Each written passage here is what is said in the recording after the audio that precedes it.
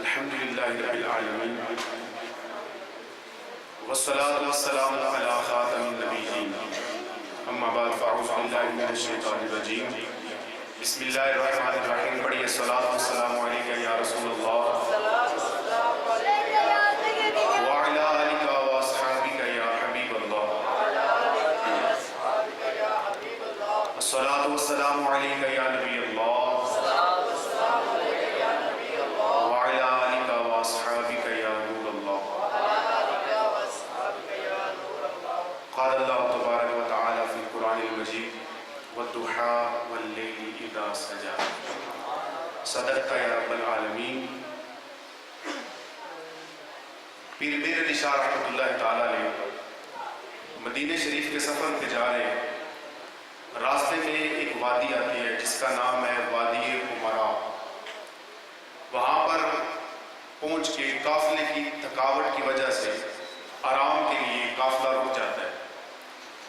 پیر میر علی شاہ رحمۃ اللہ تعالیٰ نے نماز ادا کرتے ہیں، عشاء کی نماز کا وقت ہے، لیکن سنتیں نہیں پڑھی، اور عشاء کی سنتیں یہ سنتیں غیر موقدہ ہوتی ہیں، اگر کبھی کبھار چھوڑ بھی دیں تو شریعت اتنا سخت حکم نہیں لگاتی۔ آپ سفر میں تھکاوٹ کی وجہ سے سنتیں پڑھے بغیر سو گئے، جب سوئے تو خواب میں نبی پاک علیہ الصلوۃ والسلام تشریف لے آئے۔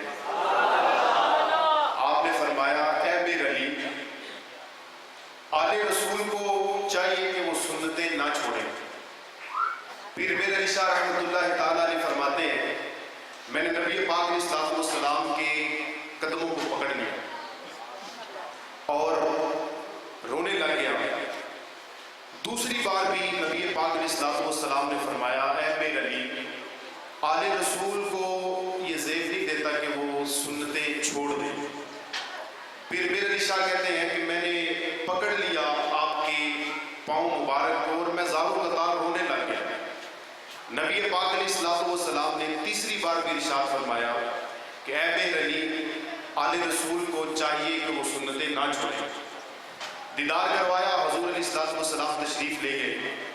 چند دن گزرے، آپ تنہائی میں بیٹھے ہوئے ہیں تو آپ کو نبی پاک علیہ الصلوۃ والسلام کی وہ یاد ستانے لگی، وہ دیدار ستانے لگا، اور آپ نے اس کیفیت میں ایک کلام لکھا، چند اشعار اس کا میں پڑھتا ہوں، آپ میرے ساتھ مل کے پڑھیے گا، انشاءاللہ بڑا مزہ آئے گا۔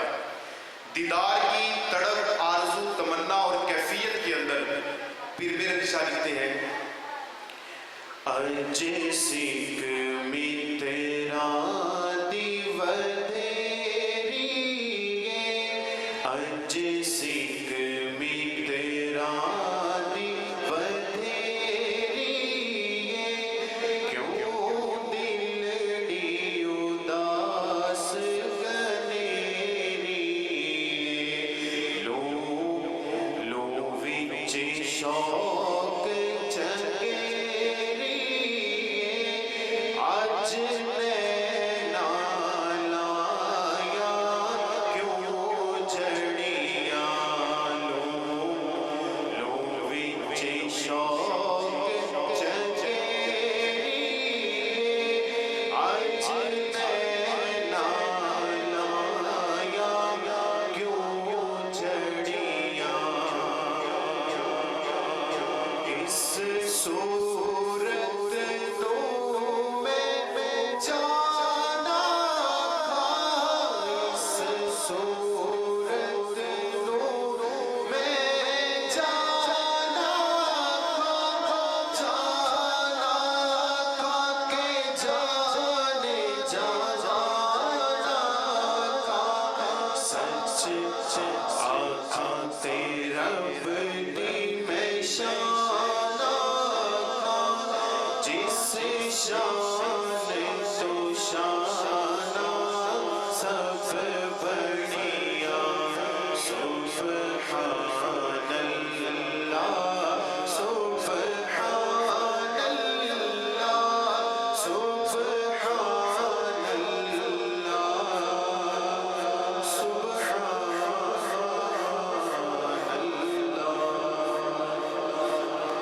اللہ۔ بنی اسرائیل ایک امت گزری ہے، اس کا ایک شخص تھا، اللہ پاک نے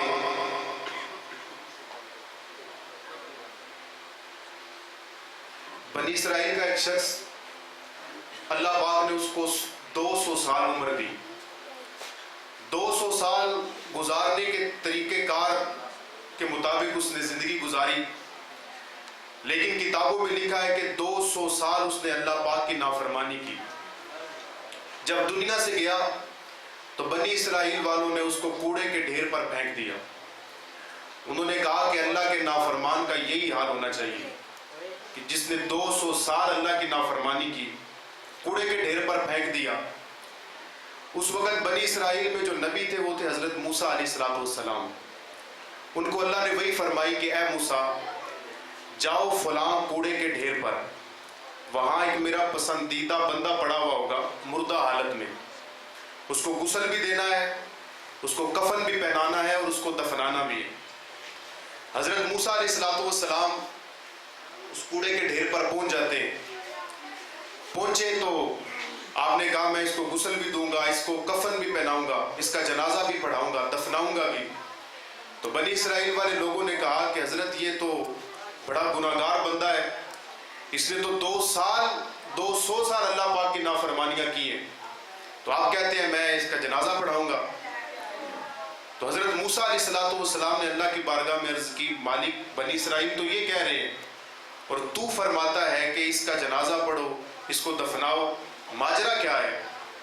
تو اللہ پاک نے ارشاد فرمایا، اے میرے موسیٰ بات ٹھیک ہے، یہ بندہ واقعی بڑا گناہگار تھا، اس نے 200 سال میری نافرمانی کی، لیکن ایک اس کی ادا مجھے بڑی پسند آئی۔ یا اللہ پاک وہ کون سی ادا تھی؟ اللہ پاک نے فرمایا یہ جب توریت کھولتا تھا اور توریت کھولتے وقت پڑھتے پڑھتے جہاں میرے آخری نبی صلی اللہ علیہ وسلم کا نام آتا تھا تو یہ اس نام کو چوم کر اپنی آنکھوں کو لگاتا تھا، بس یہی اس کی ادا مجھے پسند آ گئی۔ نبی پاک علیہ السلام پر درود بھی پڑھتا تھا۔ تو وہ بنی اسرائیل کا گناہگار شخص حضور علیہ السلام کی ذات پر درود پڑھے تو اللہ پاک اسے اتنی شانیں دے، اور اللہ پاک نے فرمایا کہ اے میرے موسیٰ صرف اسے بخشا نہیں ہے بلکہ 70 حوروں کے ساتھ اس کا نکاح بھی کر دیا۔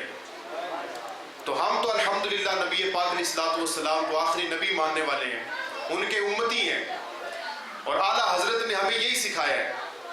چاہیے یہ کہ ہم نبی پاک علیہ السلام کی یاد اتنی کثرت کے ساتھ کریں کہ ہمارا اٹھنا بیٹھنا سونا جاگنا حضور علیہ السلام پر درود پڑھتے ہوئے گزرے۔ نبی پاک علیہ السلام کی یاد کو اپنی سانسیں بنا لیں۔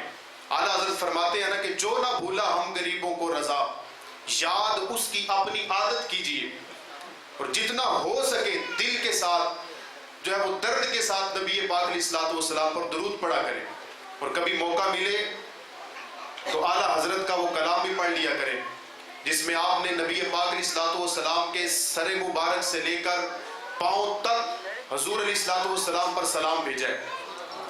حضور علیہ السلام پر سلام بھیجنے کا انداز دیکھیں، آپ کے سر اقدس پر سلام بھیجتے ہیں، فرماتے ہیں جس کے آگے سر سروران خم رہے اس سر تاج رفعت پہ لاکھوں سلام، آپ کی مبارک مانگ پر سلام بھیجتے ہیں، فرماتے ہیں لیلۃ القدر میں مطلع الفجر حق مانگ کی استقامت پہ لاکھوں سلام، حضور علیہ السلام کے مبارک ماتھے پر سلام بھیجتے ہیں، فرماتے ہیں جس کے ماتھے شفاعت کا سیرا رہا اس جبین سعادت پہ لاکھوں سلام، حضور کے بھووں پر سلام بھیجتے ہیں۔ فرماتے ہیں کہ نبی پاک علیہ السلام کے مبارک بھویں کیسے تھے؟ فرماتے ہیں جس کے سجدے کو محراب کعبہ جھکی ان بھووں کی لطافت پہ لاکھوں سلام، مبارک گال پر سلام بھیجتے ہیں۔ فرماتے ہیں ان کے خد کی سہولت پہ بے حد درود، ان کے قد کی رشاقت پہ لاکھوں سلام، مبارک لبوں پر سلام بھیجتے ہیں۔ فرماتے ہیں پتلی پتلی گلے قدس کی پتیاں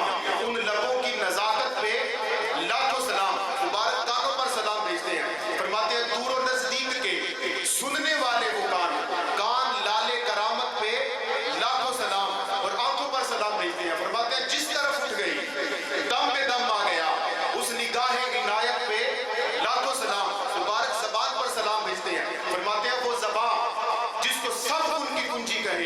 اس کی نافذ حکومت پہ لاکھوں سلام، مبارک تھوک پر سلام بھیجتے ہیں. فرماتے ہیں جس سے نہریں ہو شیر و شکر کی رواں، اس نزول حلاوت پہ لاکھوں سلام، مبارک دانتوں پر سلام بھیجتے ہیں. فرماتے ہیں جس کے گچھے سے لچھے چڑھے نور کے ان ستاروں کی نصرت پہ لاکھوں سلام، آپ کے مبارک بازوؤں پر سلام بھیجتے ہیں. فرماتے ہیں جس کو بارے دو عالم کی پرواہ نہیں، ایسے بازو کی قوت پہ لاکھوں سلام، حضور علیہ السلام کی مبارک مور نبوت پر سلام بھیجتے ہیں. فرماتے ہیں حجر اسود کعبہ جان و دل شانی مور نبوت پہ لاکھوں سلام، مبارک دل پر سلام بھیجتے ہیں. فرماتے ہیں دل سمجھ سے بھرا ہے مگر یوں کہو گنچا ہے راز وحدت پہ لاکھوں سلام، مبارک ہاتھوں پر سلام بھیجتے ہیں. فرماتے ہیں ہاتھ جس سمت اٹھے کنی کر دیا موج بار سماحت پہ لاکھوں سلام، مبارک انگلیوں پہ سلام بھیجتے ہیں.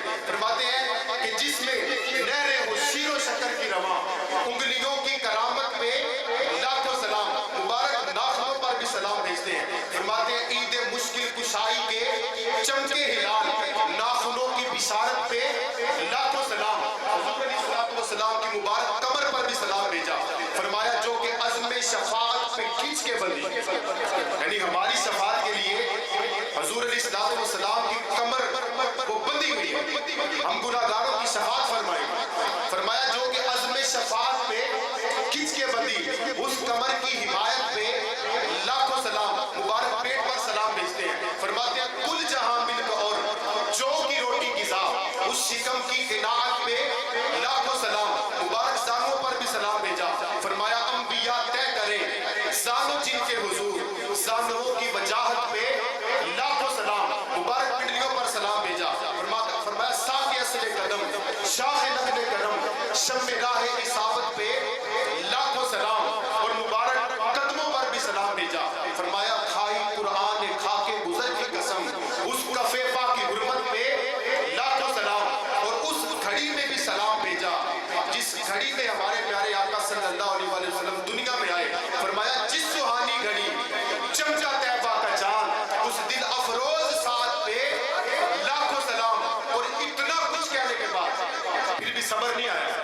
کہتے ہیں قیامت کا دن ہوگا، مجھ سے کچھ سی پوچھیں گے اے رضا ساری عمر تو حضور کے ترانے پڑھتا رہا، دشمنوں کا ڈٹ کے مقابلہ کیا، قلم سے ان کی گردنیں اتاری، اب کچھ خدمت ہے؟ اور اعلیٰ حضرت کہتے ہیں مجھ سے خدمت کے قدسی کہیں ہاں رضا، مصطفیٰ جان رحمت پہ لاکھوں سلام. تو کبھی اگر موقع ملے تو تنہائی میں بیٹھ کے یہ سلام بھی پڑھ لیا.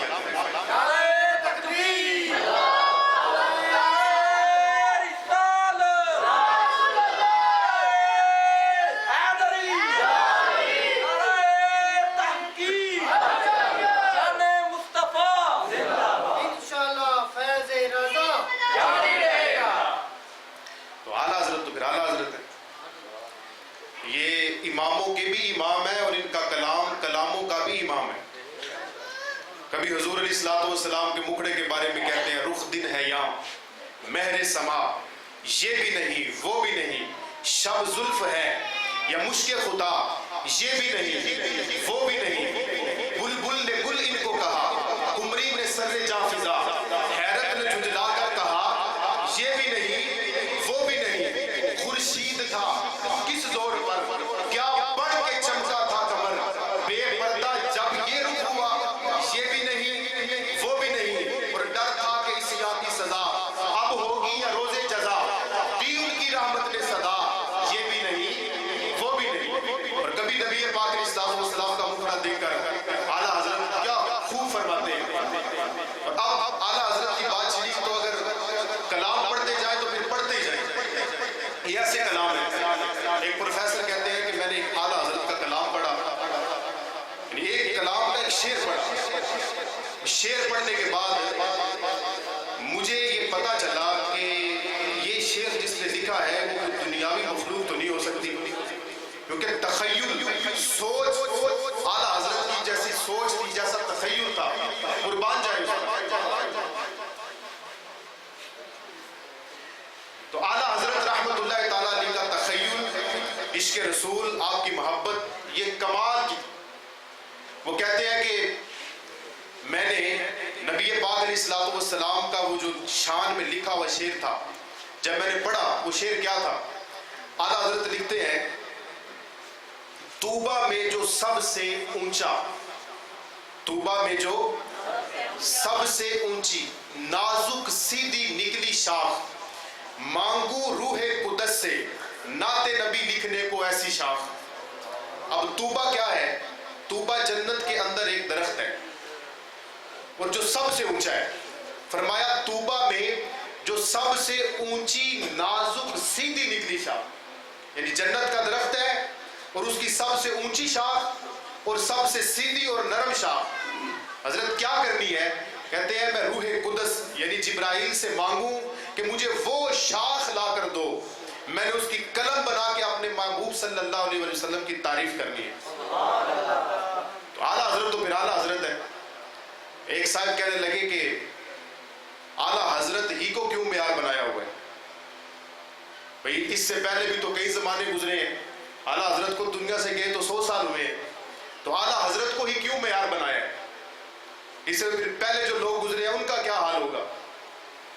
میں نے ان کو ایک حدیث سنائی، نبی پاک علیہ الصلوۃ والسلام نے فرمایا ان اللہ یبعث لہذه امتی علی راس کل 100 سنۃ، کہ اللہ پاک اس امت کے لیے ہر 100 سال بعد ایک ایسا بندہ پیدا کرتا ہے میں یجدد لہا دینہا، جو اس امت کے لیے دین کو نیا کر کے دیتا ہے، یعنی جو دین کے اوپر گرد و غبار آ جاتا ہے۔ کیونکہ اعلیٰ حضرت جس زمانے میں پیدا ہوئے تھے اس وقت کیا تھا؟ لوگ معاذ اللہ نبی پاک علیہ الصلوۃ والسلام کی گستاخیاں کر رہے تھے، کہہ رہے تھے حضور کو دیوار کے پیچھے کا علم نہیں ہے، معاذ اللہ نبی پاک علیہ الصلوۃ والسلام مر کے مٹی ہو گئے ہیں۔ اس زمانے میں یہ باور کرایا جا رہا تھا، لوگوں کے ذہنوں میں یہ ڈالا جا رہا تھا کہ حضور کی عزت بڑے بھائی جتنی کرو۔ اس زمانے میں اللہ نے ہم لوگوں پر کرم کیا اور اعلیٰ حضرت جیسی ہستی پیدا فرما کر ہم پر یہ احسان کیا کہ اعلیٰ حضرت نے خالص دین اور خالص فتاوی ہم تک پہنچائے۔ تو اعلیٰ حضرت کی جو تحقیق ہے یہ قرآن و سنت اور حدیث کے مطابق ہے، اور تعریف بھی وہی ہوتی ہے کہ جو غیر کرے۔ چند دنوں پہلے میں کلپ دیکھ رہا تھا، اس میں ایک بد مذہب کہہ رہا تھا کہ اعلیٰ حضرت کے پاس علم تو بڑا تھا، بڑا علم تھا ان کے پاس، لیکن ان پر پٹھان پن غالب تھا۔ کیا تھا؟ پٹھان پن غالب تھا، اس لیے گستاخوں کو فتوے دیے۔ میں نے کہا حضرت تم نے اعلیٰ حضرت کو پڑھا نہیں ہے صحیح، اگر پڑھتے تو پتہ چلتا اعلیٰ حضرت پر پٹھان پن غالب نہیں تھا، بلکہ اعلیٰ حضرت پر عشق رسول غالب تھا، اعلیٰ حضرت پر خوف خدا غالب تھا، اعلیٰ حضرت پر امت کی اصلاح کا خوف غالب تھا کہ یہ امتی کہاں جا رہے ہیں۔ اگر ان پر نبی پاک علیہ الصلوۃ والسلام کی شانوں کو نہ کھولا جائے تو یہ ان کے ساتھ مل جائیں گے کہ جن کی محفلیں بھی بے ادبی پر مشتمل ہوتی ہیں۔ تو اعلیٰ حضرت کا ذکر خیر، اللہ ہمیں اعلیٰ حضرت کے دامن کو مضبوطی سے پکڑنے کی توفیق عطا فرمائے۔ اور یاد رکھیں جس نے بھی جس دور میں اعلیٰ حضرت سے مخالفت کی ہے وہ ذلیل ہوا ہے، اور یہ پکی بات ہے۔ تو فکر رضا کو مضبوطی سے پکڑیں اور یہ فکر جو ہے یہ اپنے ساتھ قبر میں لے کے جائیں کہ اعلیٰ حضرت نے جو لکھا ہے وہ قرآن و سنت کے مطابق لکھا ہے، اور ہم جو مانتے ہیں وہ بھی اسی لیے مانتے ہیں کہ اعلیٰ حضرت نے قدم بھی اٹھایا ہے تو سنت اور شریعت کے مطابق اٹھایا ہے، کتاب اللہ کے مطابق اٹھایا ہے۔ اللہ پاک ہمیں اعلیٰ حضرت کی جو ہے تعلیم و تربیت پر عمل کرنے کی توفیق عطا فرمائے۔ تو میں نے جو قرآن پاک کی آیت پڑھی ہے وَالضُّحَىٰ وَاللَّيْلِ إِذَا سَجَىٰ، علماء فرماتے ہیں کہ وَالضُّحَىٰ، بعض مفسرین نے لکھا کہ اس سے مراد نبی پاک علیہ الصلوۃ والسلام کا مبارک چہرہ ہے، اور واللیل سے مراد حضور علیہ الصلوۃ والسلام کی زلفیں، اور نبی پاک صلی اللہ علیہ وآلہ وسلم کا مبارک چہرہ، مبارک حسن۔ بعض کتابوں میں لکھا ہے کہ حضرت یوسف علیہ الصلوۃ والسلام کا حسن ایسا تھا کہ بعض لوگ تو آپ کے حسن کو دیکھ کے مر گئے، اور قرآن مجید میں اللہ پاک نے ارشاد فرمایا کہ یوسف علیہ الصلوۃ والسلام کے حسن کو دیکھ کر مصر کی عورتوں نے انگلیاں کاٹ لی۔ اب ایک صاحب کے خواب میں نبی پاک علیہ الصلوۃ والسلام تشریف لائے، اور یہ واقعہ مفتی ہاشم صاحب जो दावत इस्लामी के मुफ्ती हैं, उन्होंने अपनी किताब में लिखा है। अब वो नबी पाक अलैहिस्सलाम की ज़ियारत करते हैं और हुजूर अलैहिस्सलाम की बारगाह में एक सवाल रखते हैं। कहते हैं या रसूल अल्लाह, हमने वाक़या पढ़ा है कि यूसुफ अलैहिस्सलाम को देखकर मिस्र की औरतों ने उंगलियां काट ली, कुछ लोग भी उनके हुस्न को देखकर मर गए। या रसूल अल्लाह, आपके बारे में ऐसा कोई वाक़या नहीं मिलता, आपके बारे में कोई ऐसा किताबों में वाक़या देखा नहीं है कि आपके हुस्न के कोई ऐसा वाक़या हो। तो नबी पाक अलैहिस्सलाम ने इरशाद फरमाया कि मेरे हुस्न पर अल्लाह पाक ने 70,000 पर्दों को डाल के भेजा है। और एक मुफस्सिर लिखते हैं कि अगर एक पर्दा भी नबी पाक अलैहिस्सलाम के हुस्न से उठ जाता तो किसी आंख में इतनी ताकत नहीं थी कि वो नबी पाक अलैहिस्सलाम के मुखड़े को देख सकते। हजरत जाबिर रज़ी अल्लाह तआला अन्हु रवायत करते हैं कि एक रात नबी पाक सल्लल्लाहु अलैहि वसल्लम ने सुरख हुल्ला पहना हुआ है, सुरख जुब्बा, और 14वीं रात का चांद अपनी आबो ताब पर आसमान के ऊपर चमक रहा है। हजरत जाबिर रज़ी अल्लाह तआला अन्हु कहते हैं मैं एक नज़र हुजूर अलैहिस्सलाम की तरफ देखता हूँ और एक नज़र 14वीं के चांद की तरफ देखता हूँ। गोया कि हजरत जाबिर रज़ी अल्लाह तआला अन्हु फैसला कर रहे हैं कि आसमान का चांद ज्यादा खूबसूरत है कि आमिना रज़ी अल्लाह तआला अन्हा की चांद ज्यादा खूबसूरत है। आखिरकार हजरत जाबिर रज़ी अल्लाह तआला अन्हु कहते हैं मैंने फैसला किया कि आसमान का चांद अपनी जगह पर, ये मदीने का चांद आसमान के चांद से भी ज्यादा खूबसूरत है। वो किसी ने क्या खूब कहा कि तू अजे मेरा महबूब नहीं डिठा जिन्हों वेख के चंद शर्मावे, जे ओ जावे सैर चमन दी सारा गुलशन सीस नवावे, जे ओ रखे हाथ फुल्लां विच हाथ फुल्ला तो वध जावे, तौबा तौबा हुस्न सजन दा झाल न झल्ली जावे, इल्म खुदा ने इन्ना दिता अकला विच ना आवे, अकल खुदा ने इन्नी दिती इल्मा विच ना आवे, आजम एडा सोना माही सन किते नजर ना आवे। हजरत आयशा रज़ी अल्लाह तआला अन्हा आप कहती मैं रात के वक्त या कोई और वक्त होगा, मैं चरखा काट रही थी, नबी पाक अलैहिस्सलाम मेरे सामने बैठकर अपनी मुबारक जूती को सलाई कर रहे थे। अब अगर हम में से कोई जूती सलाई करे तो लोग क्या कहेंगे? जो कहेंगे आपको पता है। नबी पाक अलैहिस्सलाम घर के छोटे मोटे काम खुद कर लिया करते थे, सलाई खुद लगा लिया करते थे, जूते खुद सलाई कर लिया करते थे, इससे कोई हर्ज नहीं है और ना ही हमारी इज्जत और शान में कोई फर्क पड़ता है। जब दो आलम के सरदार अपने काम खुद कर रहे हैं तो हमें क्या होता है? हमारे एक बड़े प्यारे और बाअमल उस्ताद मोहतरम मौलाना नईम बाबर मदनी साहब, वो कहते हैं कि हमारे पास ना एक बार एक साल इत्तिकाफ बैठने के लिए बहुत इस्लामी भाई गुजरात के अंदर आए। वो कहते हैं कि मैंने एक बयान किया औरतों के हकूक के बारे में और मैंने कहा कि इस दफ़ा जितने इत्तिकाफ करने वाले हैं ना, जब ईद के दिन घर जाएंगे तो अपनी अपनी अहलिया को ईदी देंगे। वो कहते हैं कि उस मजमे में एक वो बंदा भी बैठा हुआ था कि जिसकी अहलिया टीचर थी और मेरे बच्चे उसके पास पढ़ते थे। वो कहते हैं ईद गुजर गई और चंद रोज बाद मेरे बच्चों को टीचर ने पैगाम दिया कि अपने अब्बू का शुक्रिया अदा करना। वो कहते हैं बच्चे मेरे पास आए और आकर कहते हैं कि हमारी टीचर ने कहा है कि अपने अब्बू का शुक्रिया अदा करना। तो मैंने कहा किस बात का शुक्रिया?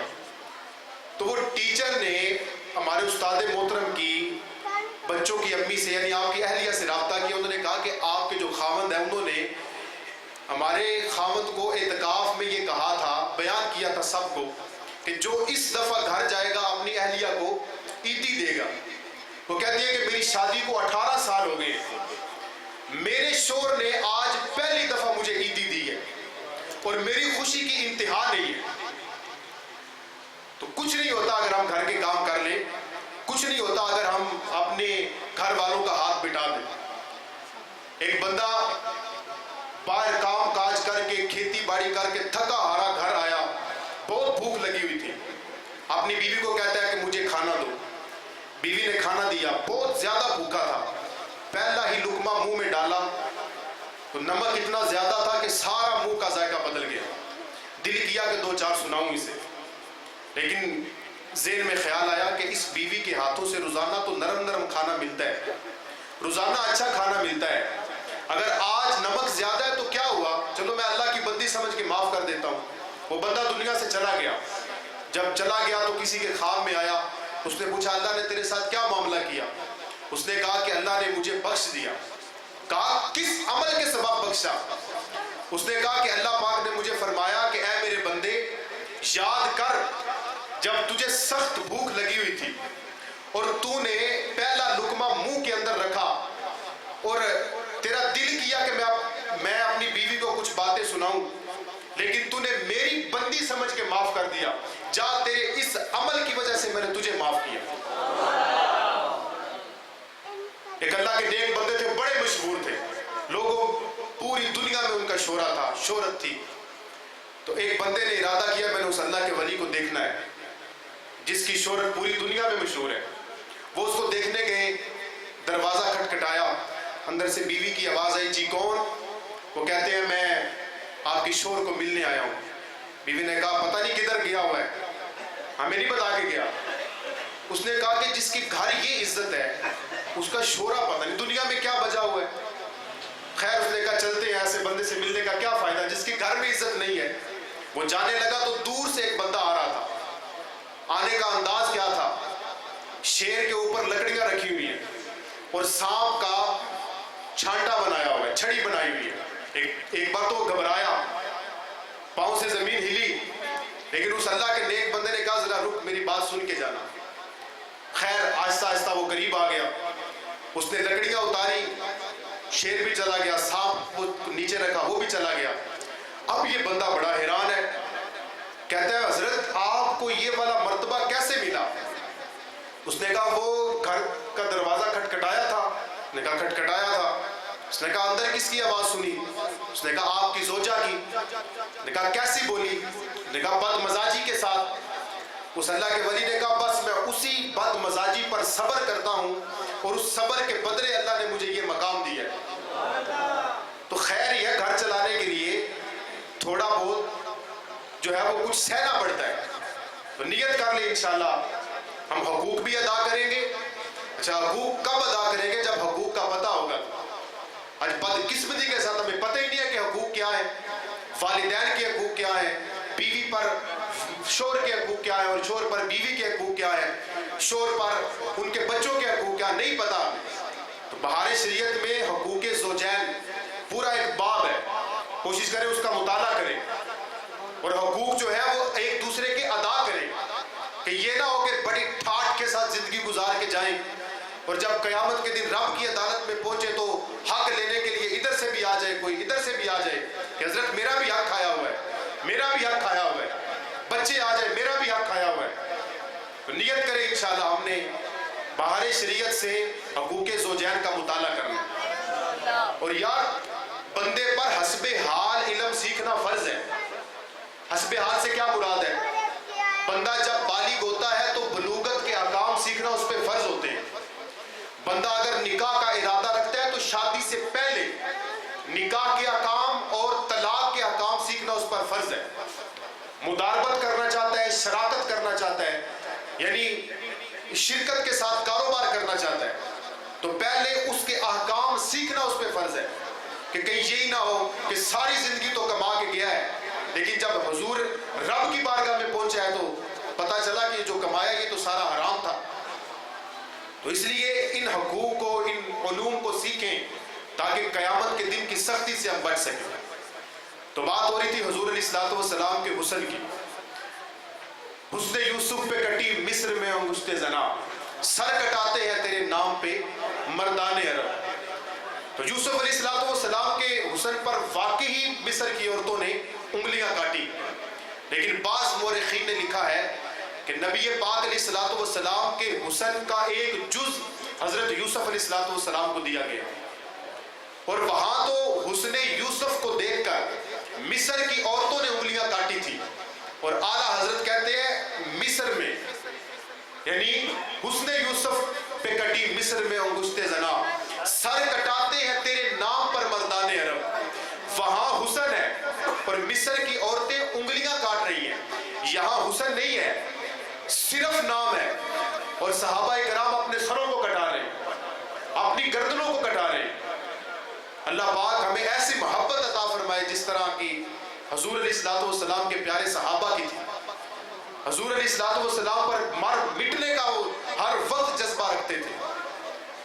حسن کی تو باتیں کرتے جائیں، رات گزر جائے گی. حضور علیہ السلام کا حسن ہی ایسا تھا. اور ہم امتی ہیں، ہمیں بھی شوق ہونا چاہیے کہ میں نبی پاک علیہ السلام کا دیدار کروں.